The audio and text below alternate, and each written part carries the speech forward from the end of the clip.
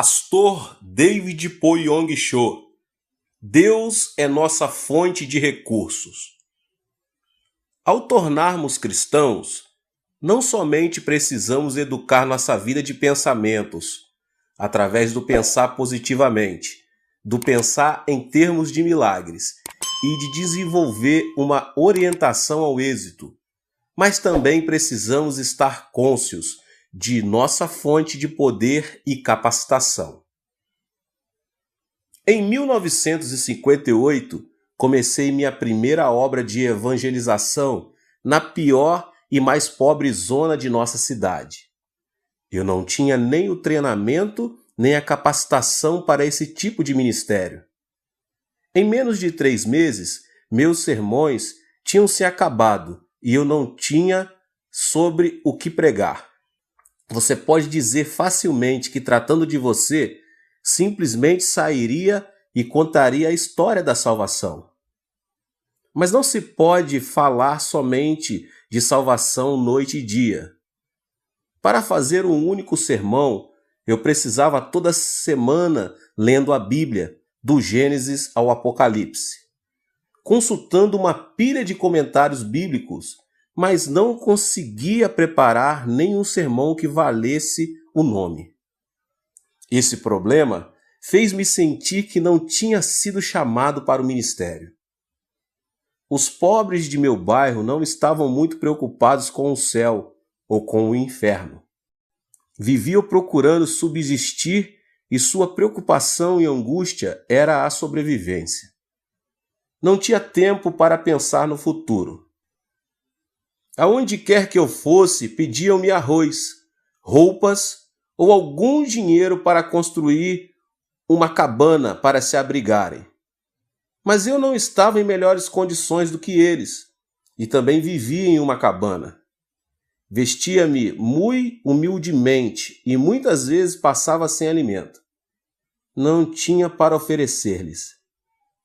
Esta é uma situação desesperadora. Sabia que Deus tinha todos os recursos imagináveis, mas na época ainda não sabia como obter tais recursos. Havia momentos em que parecia estar muito perto do Senhor.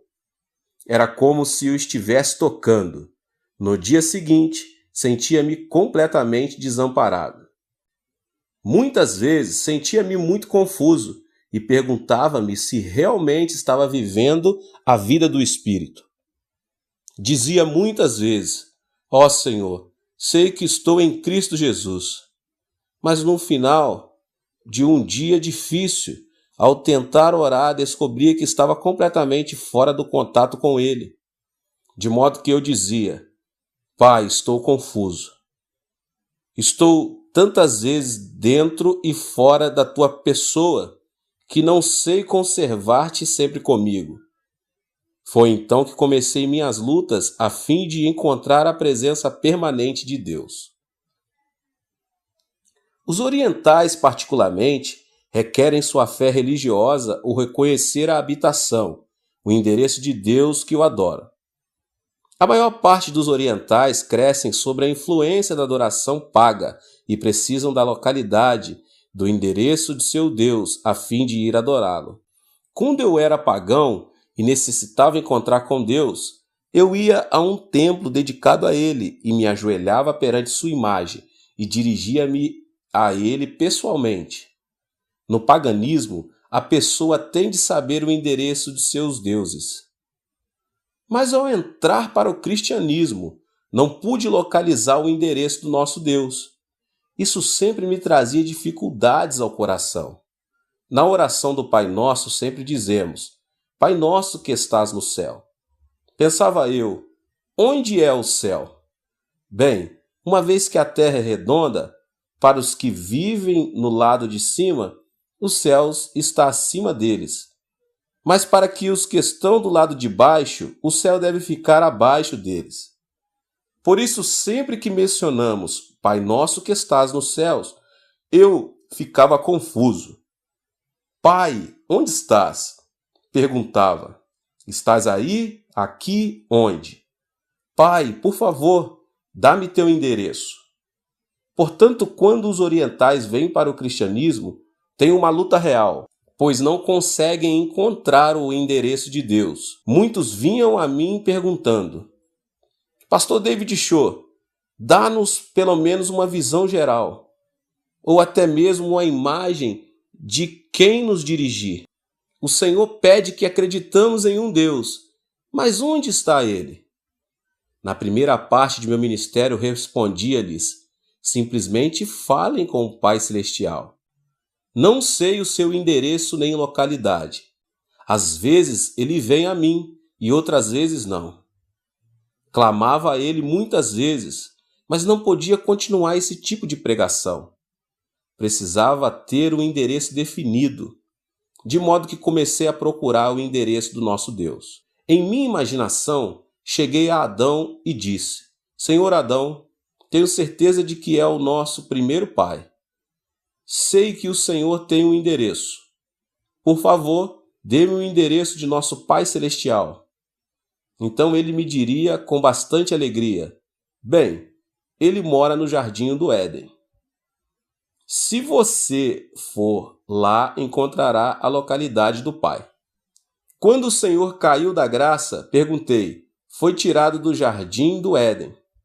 Qual é o endereço desse jardim? Bem, acho que não sei, respondeu Adão. Então, através da imaginação, decidi ir visitar Abraão. Estava desanimado, mas cheguei a Abraão e disse: Senhor Abraão, o Senhor é o pai da fé. E muitas vezes encontrou-se com Deus. Por favor, diz-me onde é o endereço do pai. Abraão respondeu: bem, sempre que precisei de Deus, erigia um altar, sacrificava um animal e esperava por ele. Às vezes ele vinha a mim e às vezes não. Não conheço, pois, seu endereço. Então deixei Abraão e fui a Moisés, dizendo: Senhor Moisés, certamente que o Senhor conhece o endereço do Pai. O Senhor teve a presença dele continuamente. É claro que o conheço, respondeu Moisés. Ele estava no tabernáculo construído no deserto.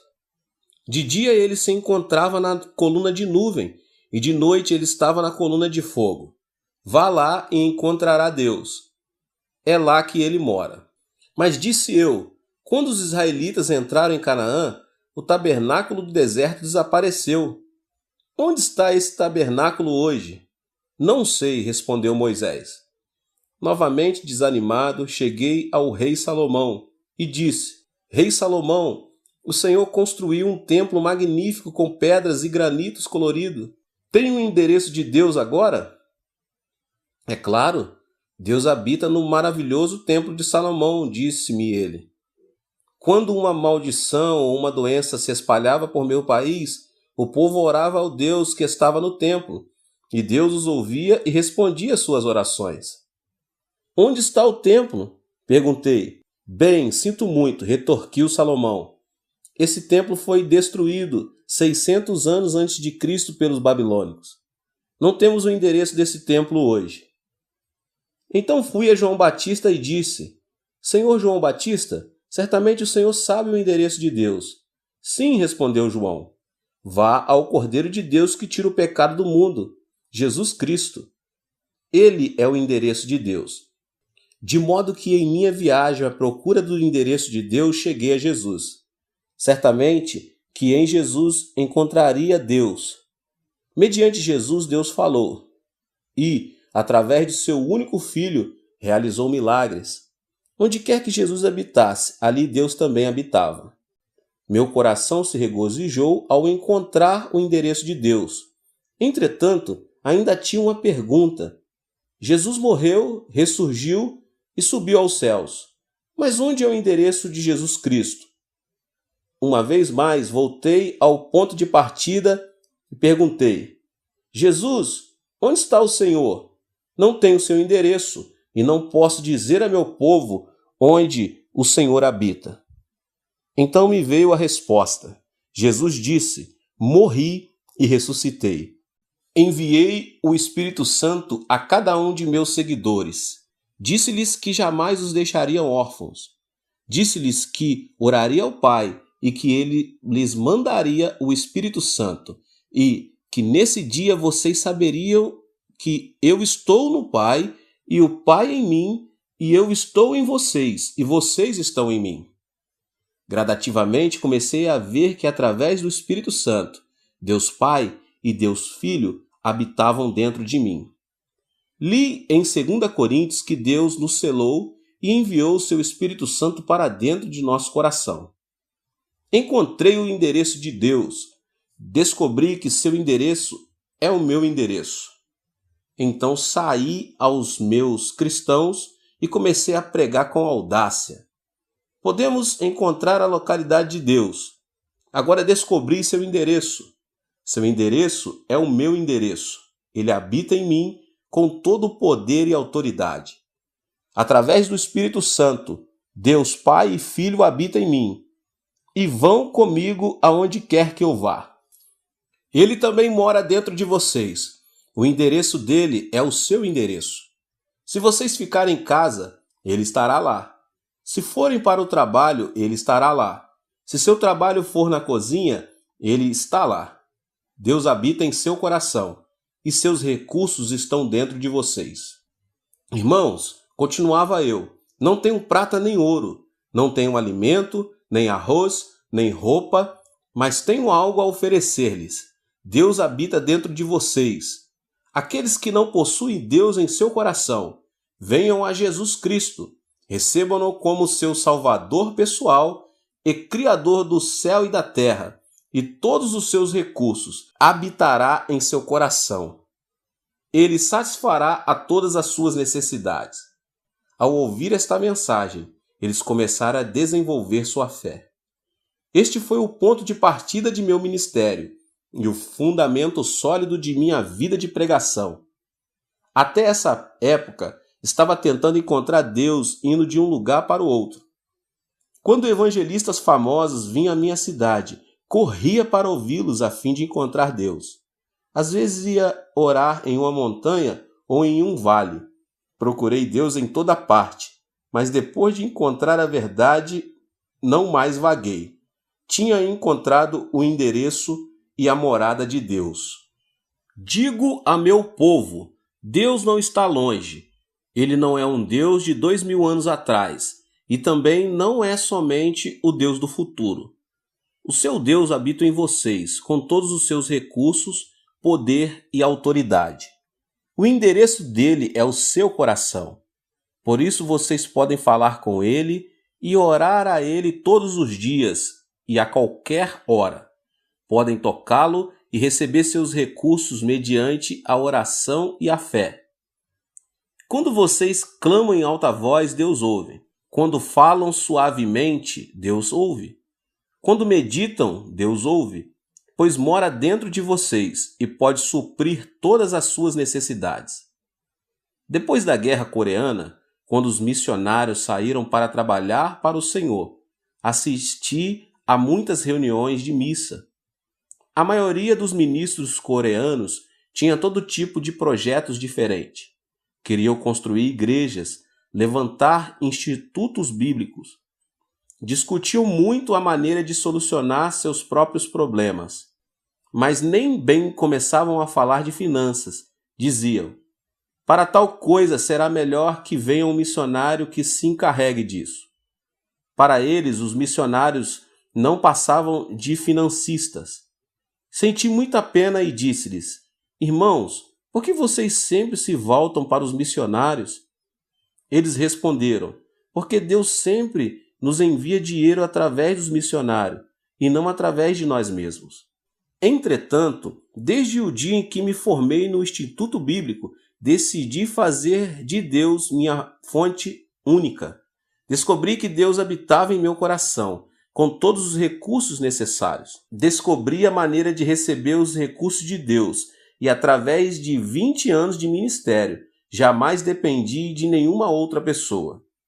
Já atravessei o Oceano Pacífico mais de 40 vezes a fim de pregar em outros países.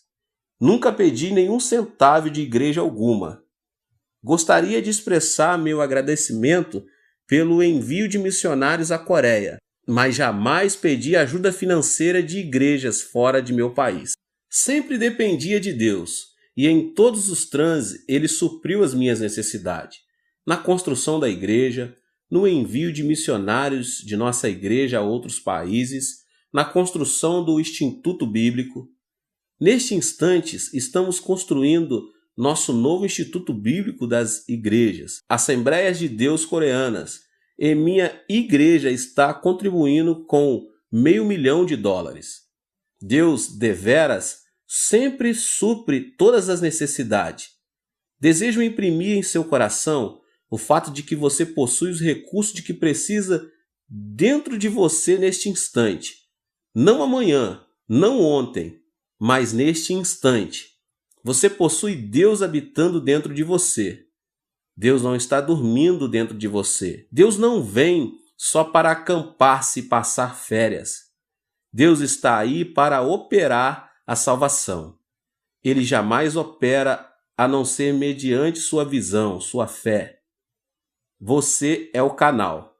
Você pode dizer: ó Deus, por favor, opere misteriosamente no universo e faze todas as coisas. Deus responderá: não, estou habitando em você. Jamais me apresentei ao mundo com poder, a não ser que me manifeste através de sua vida. Você é o canal. Você tem a responsabilidade. Se não desenvolver na sua maneira de crer a fim de cooperar com Deus, ele será limitado. Deus é tão grande quanto você lhe permitir que o seja. Ele é tão pequeno quanto você o obrigar a ser. Quando os pecadores vêm a Jesus, quebrados e infelizes, primeiramente lhes ensino que Deus habita em seu interior e que possui todo o recurso em Jesus Cristo. Então procuro reeducá-los para que desenvolva seu coração a fim de cooperar com Deus. Todos, sem exceção, partem com nova fé e levam uma vida milagrosa e vitoriosa.